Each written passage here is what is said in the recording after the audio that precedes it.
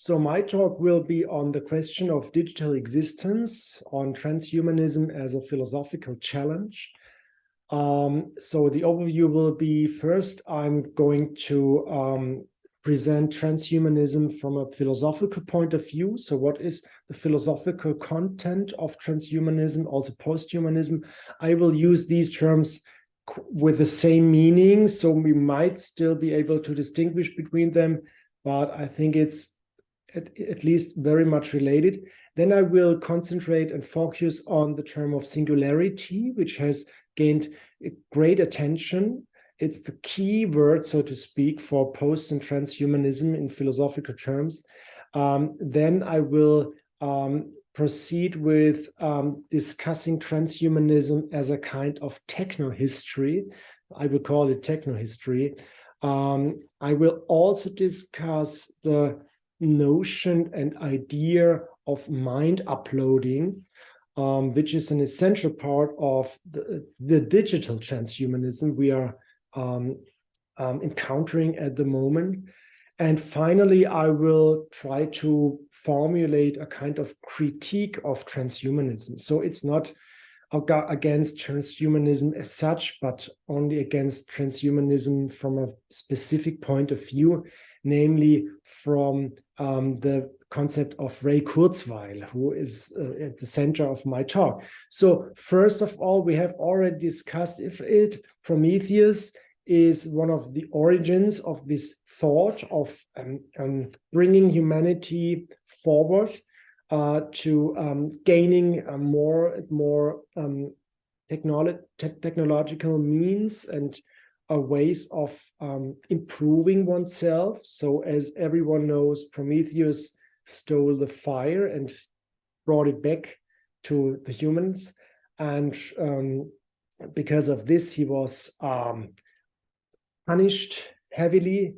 And there's a more modern version of Prometheus, namely Frankenstein, by Mary Shelley. And the second title is called The Modern Prometheus, which I found very interesting because it's from the 19th century. And the question is always, is there a kind of continuity between modern post and transhumanism and ancient thought? I think there might be good arguments for this thesis because Mary Shelley referred to it in the 19th century. So here is a picture showing Frankenstein as a post-humanist, transhumanist creature. This is the question. For sure, at this time, there were no digital technologies involved. It was kind of a mechanical invention. So a lot of things have changed since then. So there's my definition of transhumanism. It's a traditional human perspective. So I'm arguing in a way for a continuity thesis that includes fiction, science fiction, but also hope, utopianism, and also perfectionism. I think these are integral parts of transhumanist thought. So modern transhumanism, with regard to the 20th century, with regard to digitization, is based on the biological theory of evolution and extends it by a technological theory of evolution. So it's two evolution theories that are kind of merged. So in this technology, humans and technology converge and merge more and more. So this is the reason why I call at least modern transhumanism being techno-teleological. So there's a telos, there's a goal, an aim that technology is striving for, like biology might be striving for a certain end. And transhumanism, in my view, understands technology as self-justifying. So transhumanism is techno-normative. That means the technological progress is inherently good. So it doesn't need any external ways of criticizing technology, but technology properly understood has an own teleology, and it is developing towards a better stage of humanity. And this is a strong thesis that might be challenged and must be challenged in my point of view. So here's the philosophical problem. Where are the moral limits of trans and post-humanism if it is technonormative? Shouldn't we introduce external principles that allow us to evaluate the development? Or can post-humanism provide its own moral standards by sheer technological progress? This is the view I am challenging in this talk. So here is a picture of Ray Kurzweil, who is one of the main figures of post and transhumanism. And here is his very influential book. The title is The Singularity is Near. And the second title, which I find even more telling, reads When Humans Transcend Biology. So I found this notion of transcendence of our biological nature very crucial. Here's another book entitled The Age of Spiritual Machines. I'm discussing the second book when it comes to the idea of mind uploading. So what is the singularity? I think this is the core concept, the key concept of his theory. Ray Kurzweil is presenting some pictures and tables showing development of technology being extended in the future. So it's discussing a state of technological invention in the year 2100. So this is, of course, mere speculation, but it's an interesting speculation because it argues that we are entitled to think that in the year 2100, the technological progress will so strong and so important that something new will emerge, namely the singularity, which means the merger of human nature and technology. So, and we are, of course, only in the year 2020, and you can see, so we have reached only the capacity of a mouse brain, so to speak, in terms of technological invention. So we still need some time to reconstruct the human brain. He's arguing perhaps in the year 2030, we will see. I mean, it's a mere speculation, but it's an interesting thesis because it's referring to the idea of exponential growth, which has a special nature because at the beginning, it's not a very big growth. It's a very almost unnoticeable growth. But then as we go further, the growth increases a lot. And this is a function of exponential growth, which he argues is at the basis of our technological inventions. Here's another philosopher, Nick Bostrom, who has written a book with the title Superintelligence, and who also considers dangers of these inventions. So here is the answer to the question what the singularity is. Kurzweil argues that it's a future period during which the pace of technological change will be so rapid, its impact so deep that human life will be irreversibly transformed. And he's arguing that his thesis of singularity be neither utopian nor dystopian. It's just reality. It's the way it is. Has nothing to do with science fiction. It's an interesting statement. This epoch will transform the concept that we all rely on to give meaning to our lives, from our business models to the cycle of human life, including death itself. So it's a state of art, a technological situation that revolutionizes or disrupts all of our life worldly parts. And this is the reason why we need new concepts, which I always find an interesting philosophical task, to think about whether we need to coin new terms for new situations, new technological situations that are so important that they cover all our life.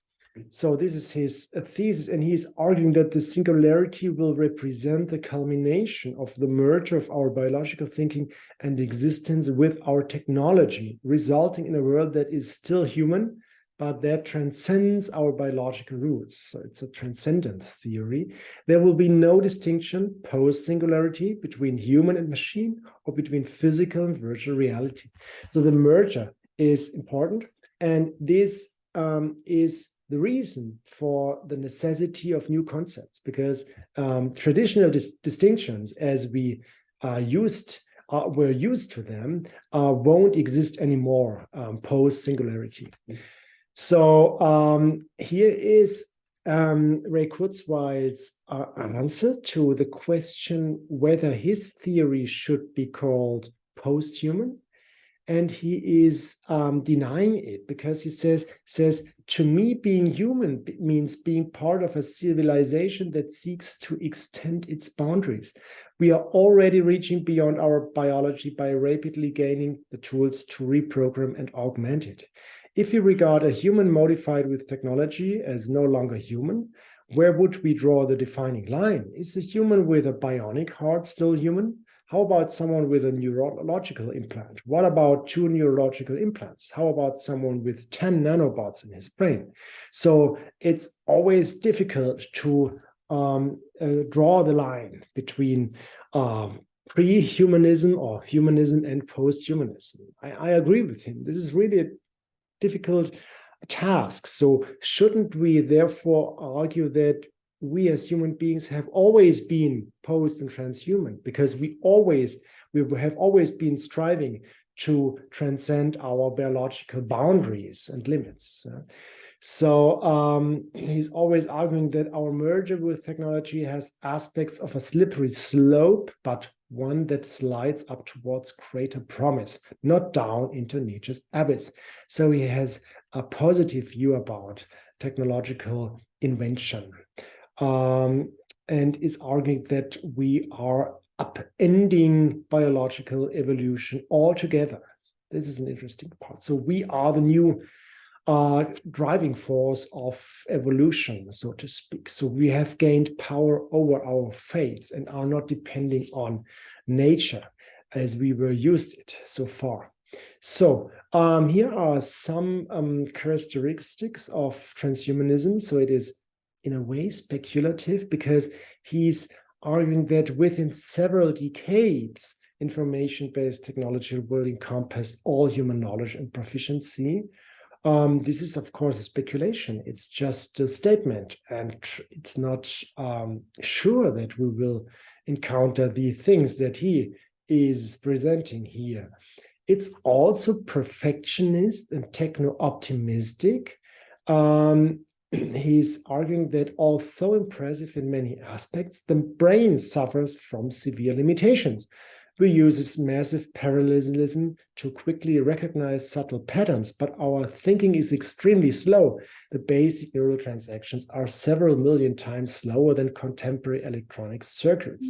That makes our physiological bandwidth for processing new information extremely limited compared to the exponential growth of the overall human knowledge base. So our nature, even our brain nature, is inherently limited. And this is the reason why we, according to Ray Kurzweil, need to leave behind our biological nature. So he's arguing against scientists' pessimism, because he's arguing that scientists are always concerned with, as he calls it, intricate details, but not devoted to ultimate long-term implications. So they are too narrow-minded, so to speak, and they should consider the whole, so to speak. And so it's a kind of techno-optimistic view of digitalization, for at least. We can also argue that transhumanism is in a way transcendent, because he's arguing that singularity will allow us to transcend these limitations of our biological bodies and brains. We will gain power over our fates. Our immortality will be in our hands. We'll be able to live as long as we want. So these are many interesting a lot of promises, but still speculative promises. Yeah. So I think this is a problematic trait of transhumanism, at least as Ray Kurzweil is presenting it. And this is what I call techno-history, because Ray Kurzweil is distinguishing between 6 epochs. We are, as far as he's saying, in the 4th epoch that is devoted to technology. So human beings have not only developed neural patterns from the very beginning of the evolution, but they have invented technology. And Epoch 5 designates the merger of technology and human intelligence, as he describes it in terms of the singularity. But this is not the end of our techno-evolution, so to speak. There's another epoch that is following the 5th epoch, namely Epoch 6, which he calls the universe wakes up. And it is a state of the universe in which human intelligence spreads all over the universe and, so to speak, fills and endows the universe with intelligence. So this is the, so to speak, the greatest or the most extreme way of extending our minds, namely filling the entire cosmos. So this is for sure an interesting speculation, and we can ask what is this for? What is this good for? Why should we spread all over the world? But it might be a consequent progress of extending all these epochs in a very consequent way. So this is what I have called technohistory. Let's proceed to his other book, which is called The Age of Spiritual Machines. As I've already said, he's arguing that there won't be mortality anymore due to technological invention. The reason for this immortality is that we will become independent from our body. And this is an interesting link to the other talk that we've heard so far, namely the role of the body and all the doll. So Ray Kurzweil is arguing that trans and post-humanism should free humankind from their bodies, their restrictions, because he's arguing our mortality was tied to the longevity of our hardware. When the hardware crashed, that was it. So he's interpreting our living bodies in terms of hardware. For many of our forebears, the hardware gradually deteriorated before it disintegrated. So as we cross the divide to instantiate ourselves into our computational technology, our identity will be based on our evolving mind file. We will be software, not hardware. So no body whatsoever, just software. This is what makes humanity.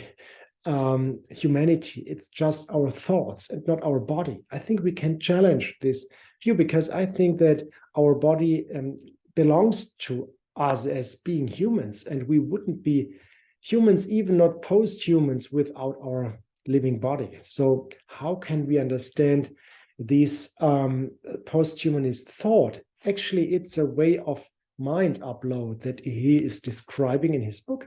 He's writing, quote, as software, our mortality will no longer be dependent on the survival of the computing circuitry. There will still be hardware and bodies, but the essence of our identity will switch to the permanence of our software. So there will be hardware, but it will be replaced as it becomes weaker and not useful anymore. Just as today we don't throw our files away when we change personal computers, we transfer them, at least the ones we want to keep. So too, we won't throw our mind file away when we periodically port ourselves to the latest, even more capable personal computer. So is this really humankind's future, being ported over and over to the latest hardware? I doubt it. So, but still, he's arguing that, of course, computers won't be the discrete objects they are today. They will be deeply embedded in our bodies, brains, and environments. Our identity and survival will ultimately become independent of the hardware and its survival. Our immortality will be a matter of being sufficiently careful to make frequent backups. If we're careless about this, we'll have to load an old backup copy and be doomed to repeat our recent past. So because our existence and identity is bound to mere software, the failure of backing up our mind will result into being, so to speak, old-fashioned, and that we are in the position to repeat our life. So that we lost our future, so to speak, and that we need to, live it again. So this is one of the consequences of his mind uploading argument.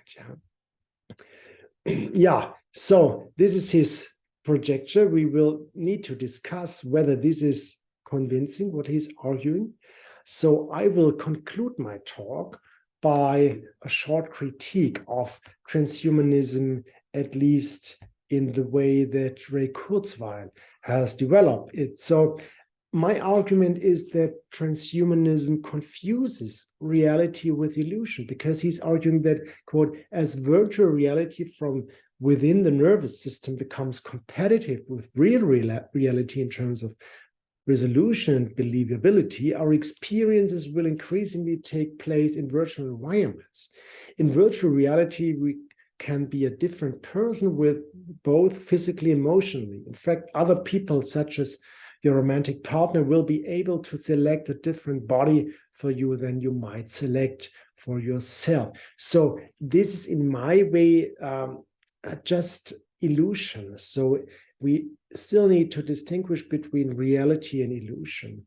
And this has also to do with our moral evaluation of what happens in virtual reality, understand as mere illusion. We still need to distinguish it from real reality, so to speak. Another problem that I see is that transhumanism reduces life to software, at least in terms of Ray Kurzweil's version.